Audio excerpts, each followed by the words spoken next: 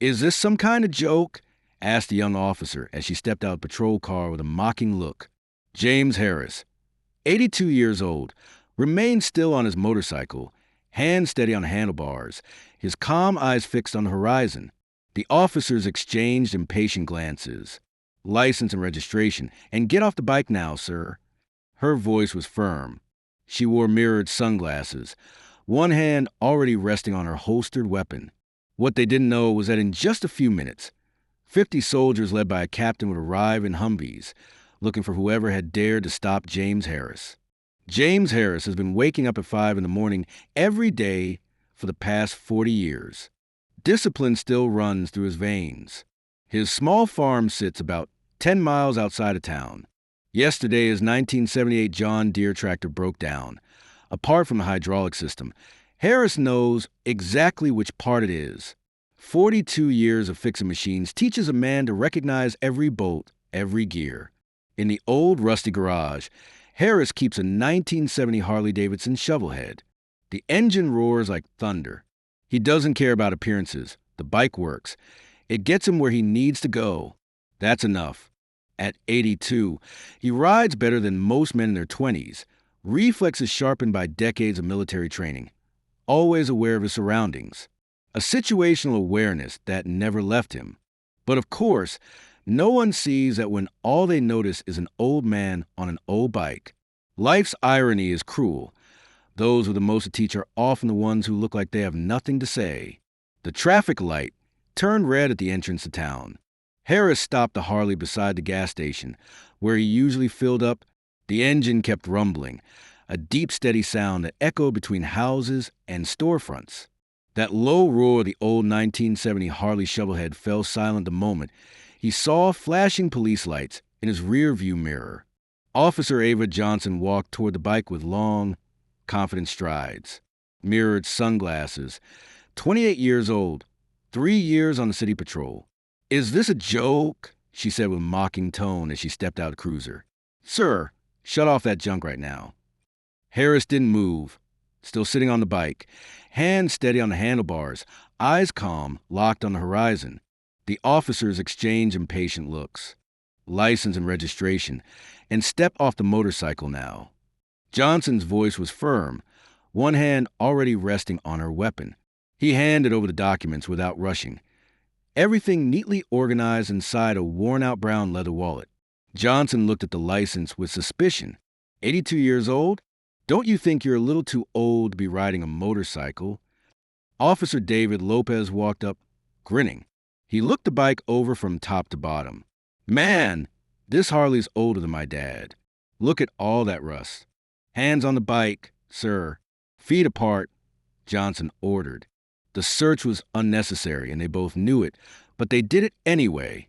A small crowd began to form. Murmurs filled the air. "Mr. Harris, where do you live?" "On a farm nearby, right off Highway 340. "Alone? Alone?" Johnson exchanged a glance with Lopez. It said, "Another confused old man. Do you have family? Anyone who takes care of you?" "I've been taking care of myself for 82 years. "Yes, but don't you think it's dangerous to ride that motorcycle at your age? You could cause an accident, hurt someone." Harris stayed silent, his eyes fixed on the horizon, hands clasped behind his back.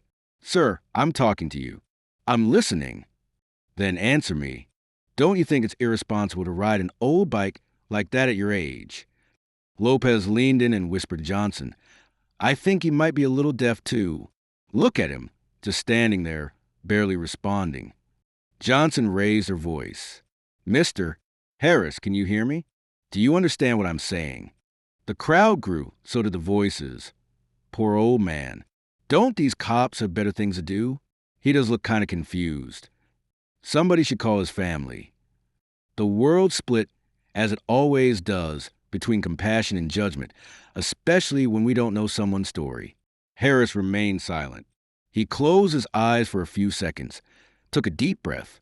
He had faced far worse situations than this, in places far more dangerous, with consequences far more serious. But that was over 50 years ago. Now, he was just another old man being humiliated in public. Across the street at the gas station, the owner Marcus stopped wiping down the fuel pump. A Gulf War veteran, 58 years old. He recognized James Harris immediately. Harris had been filling up at that station for 15 years, always polite, always on time with his payments, always with a kind word from Marcus. Marcus saw the humiliation unfolding and felt his blood boil. He grabbed the phone and dialed the nearby military base at Fort Carson. "Hello, this is Marcus Williams. I need to speak with an officer on duty, and it's urgent. Back across the street." Things were getting worse. Officer Johnson was now raising her voice, clearly irritated by Harris's silence. "Sir, you're going to have to come with us to the station." Harris finally spoke, his voice calm and low. "And what for?" "For inappropriate behavior and failure to properly respond to a law enforcement officer." She paused and added, "Also, you need a medical evaluation before even thinking about riding that motorcycle again." Harris looked at her with the same patience he'd once used to train hundreds of young soldiers, the same kind of patience he'd shown 18-year-old recruits who arrived at boot camp thinking they already knew everything about life. "Ava, let me try," said Lopez. "Mr.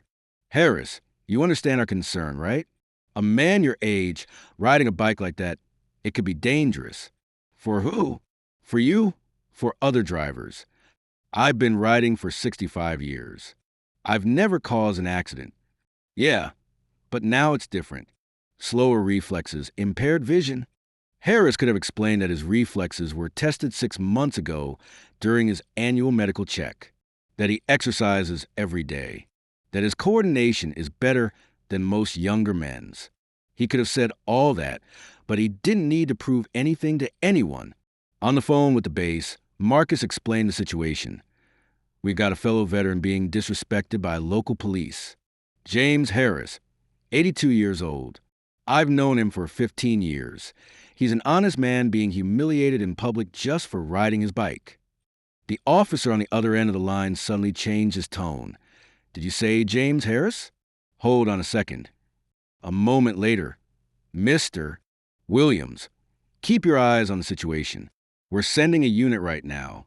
Do not let them do anything to Colonel Harris until we arrive." "Colonel, I can't give you details over the phone, but we'll be there in 15 minutes. The call ended. Marcus stepped closer to the road, his heart pounding. "Colonel?" James had never mentioned his military rank. Across the street, the situation reached a whole new level of absurdity. Officer Johnson had now decided Harris needed to be taken in for a psychiatric evaluation. "Mr. Harris, I'm going to need you to get in the vehicle. We're going to the hospital for an evaluation." "I'm not going." "What do you mean you're not going?" "This isn't a request, it's an order." "Based on what law?" Johnson hesitated. "There's no law that allows someone to detain an elderly man just for riding an old motorcycle. No regulation that mandates a psych evaluation without reasonable cause." But now she was in too deep. People were filming. Backing down would mean admitting poor judgment. Elder protection law. Behavior that puts his own safety at risk. Harris smiled for the first time. A small, almost invisible smile. The kind that comes from recognizing a well-crafted lie. He'd heard much more elaborate lies from enemies far more dangerous. "Officer Johnson, may I ask you a question? How many years have you been in service?" Johnson didn't like the tone or the question. "Mr. Harris, get in the vehicle now." "I'm not going." "Then I'll have to use force." Marcus, still watching from across the street, felt something stir inside him, admiration. Whoever James Harris really was, the man had unbelievable courage. The crowd felt the tension rise. They knew something important was about to happen. And they were right. Far down the road, several vehicles began approaching fast.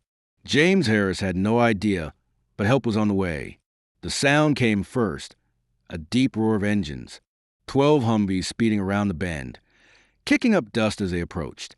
The vehicles came to a halt in a semicircle around the scene. 50 soldiers stepped out of the Humvees. From the lead vehicle, an Army officer emerged. Captain George Farrell, 55 years old, 22 years of active service. He walked straight toward James Harris. completely ignoring the local officers. He stopped 3 meters away and snapped a salute. Colonel Harris. The word colonel hit the air like a grenade. Johnson and Lopez exchanged panicked glances. Sir, we were informed there was some sort of misunderstanding here, Farrell said, turning to the officers for the first time. His eyes cut like a blade. Who dared to stop Colonel Harris? Johnson tried to recover control. Officer Johnson, local police. We stopped this gentleman because... This gentleman? Farrell's voice rose. All 50 soldiers took a synchronized step forward, an instinctive show of support for their commander. Captain, I didn't know he was military. This man served 3 tours in Vietnam, carried out intelligence operations in the Gulf and Afghanistan, personally trained hundreds of U.S. Army officers, including myself. This man you stopped, he holds 2 Bronze Stars, 2 Purple Hearts with 4 oak leaf clusters, and a Distinguished Service Cross. Colonel Harris is considered a living legend in the United States Armed Forces. Soldiers from all over the country came to train under him. Farrell turned back to Johnson. Officer, you disrespected a decorated war hero who gave 60 years of his life in service to your country.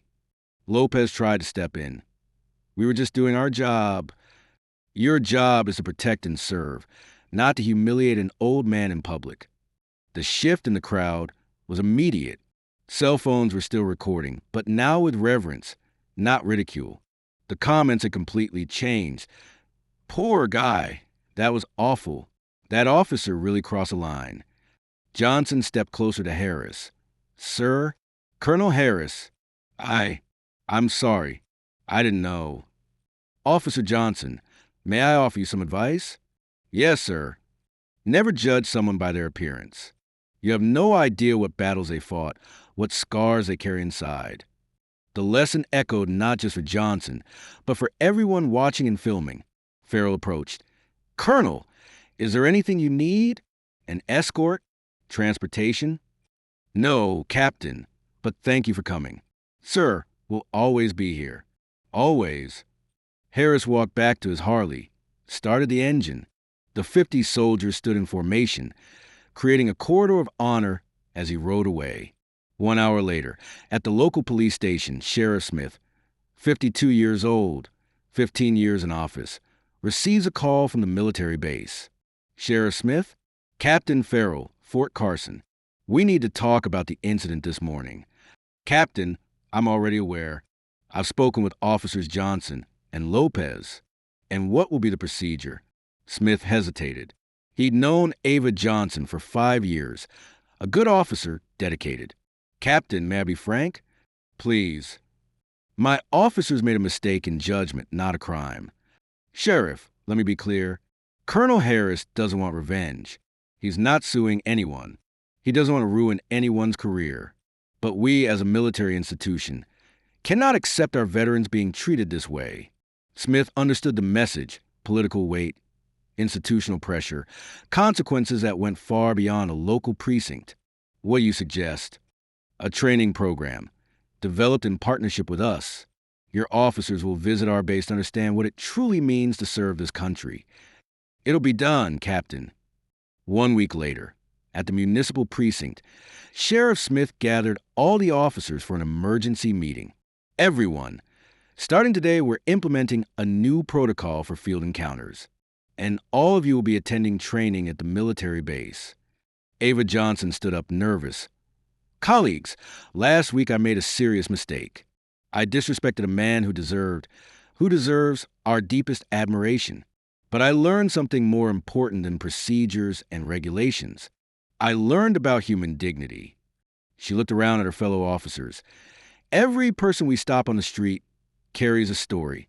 This is about treating everyone, especially the elderly, with basic respect, asking before assuming, listening before judging. Days later, Officer Ava Johnson drove down Highway 340, heart pounding. The property was simple but well kept. A white-painted wooden house, a porch with rocking chairs, a garden full of colorful flowers, a John Deere tractor parked next to the barn. Harris was underneath the tractor in a grease-stained coverall, working on a hydraulic system. His Harley rested in the shade of a large tree. Johnson pulled up in the patrol car, took a deep breath, walked over to where Harris was working. Colonel Harris? Harris slid out from under the tractor, wiped his hands on an old rag. Officer Johnson, can I help you? Sir, I came to talk, if that's all right with you. Want some coffee? Just made a fresh pot. Inside the modest kitchen, Harris poured coffee into 2 blue ceramic mugs. He sat at an old wooden table and motioned for Johnson to sit across from him. Officer, may I ask you a few questions? Of course. Why did you become a police officer? Johnson wasn't expecting that. I wanted to help people make a difference in the community.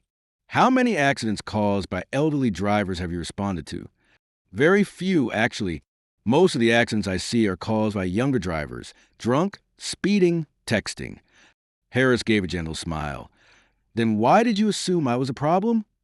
Johnson couldn't answer. The truth was too obvious and too painful. Harris stood and walked to the window. He watched his cows grazing in the pasture. Respect isn't earned just by a uniform or a rank. It's earned by how you treat others, no matter their age. She looked out the window at the motorcycle. She realized Harris had been riding that bike longer than she'd been alive. That 1970 Harley-Davidson still made noise, still looked old and rusty, but it still worked. It still got Harris where he needed to go. That motorcycle still had roads to travel. So did Colonel Harris. So do all of us. But there was more to James Harris's story that even Captain Farrell didn't know. Later that evening, as Johnson drove back to town, Harris made a phone call to a number he hadn't dialed in over a decade. General Morrison? This is James Harris. Yes, sir, I know it's been a long time. Listen, I need to tell you about something that happened today. It got me thinking about how we treat our veterans when they're trying to live normal lives. The conversation lasted 2 hours. By the end of it, General Morrison had made a decision that would affect veteran treatment protocols across the entire state. James, what you experience today is unacceptable. But more than that, it's a symptom of a larger problem. We've done such a good job keeping military service classified and compartmentalized that our own communities don't recognize the heroes living among them. 3 months later, a new program was implemented statewide, Quiet Heroes Initiative. Police departments would receive enhanced training about veteran identification, trauma-informed approaches to elderly citizens, and protocols for recognizing signs of military service.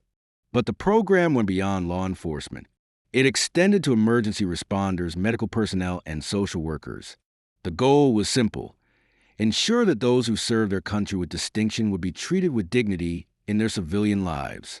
Officer Ava Johnson became one of the program's first instructors, teaching other officers about the importance of patient communication and respectful interaction with elderly citizens. Her personal story of the encounter with Colonel Harris became a cornerstone of the training curriculum. The lesson isn't just about military veterans, she would tell new recruits. It's about remembering that every person you encounter has a story you don't know. The elderly man who seemed confused might be processing information differently due to decades of high-stress decision-making. The quiet woman who doesn't respond quickly might be assessing threats the way she was trained to do in combat zones. 6 months after the incident, James Harris received a letter from the governor's office. He was being invited to serve on an advisory committee for veteran services. The letter mentioned that his recent contribution to improving police-veteran relations had come to the state's attention. Harris smiled as he read the letter, then folded it carefully and placed it in the same drawer where he kept his military commendations. Recognition was nice, but it wasn't why he'd chosen to speak up. He'd done it because he'd seen the genuine remorse in Officer Johnson's eyes and recognized an opportunity to turn a negative experience into positive change. The real victory wasn't improving his worth or receiving apologies. It was in knowing that other veterans would be treated with more dignity because of what happened that day. That was the kind of mission that never really ended, protecting and serving, even when the uniform came off. Today, when new officers start their training in the state, they learn about the Harris Protocol, a set of guidelines for respectful interaction with elderly citizens and potential veterans. They learn that assumptions can be dangerous, that patience is a tool, and that true authority comes from service, not just from a badge. James Harris still rides his 1970 Harley-Davidson down Highway 340. He still fixes his tractor and tends his farm. He still wakes up at 5 a.m. every morning. But now, when officers see him on the road, they weigh with respect instead of suspicion. The most important changes often start with the smallest moments. A traffic stop that goes wrong, a conversation over coffee, a choice to turn embarrassment into education. Heroes don't always wear uniforms, and the most valuable lessons often come from admitting our mistakes and choosing to do better. Some stories of valor are written in classified files and medal citations. Others are written in the quiet dignity of men and women who continue to serve their communities long after their official duty has ended. Both kinds of service matter. Both deserve our respect. And sometimes, the greatest victory is not in being recognized as a hero, but in creating a world where heroes are recognized before they need to prove themselves. That's the real meaning of Untold Valor. Service that continues even when the story isn't being told. Impact that ripples outward long after the moment has passed. Never judge by appearances. Listen before assuming. Remember that everyone carries battles you can't see. These aren't just lessons for police officers. They're lessons for all of us, because we're all capable of both missing the heroes around us and becoming heroes ourselves.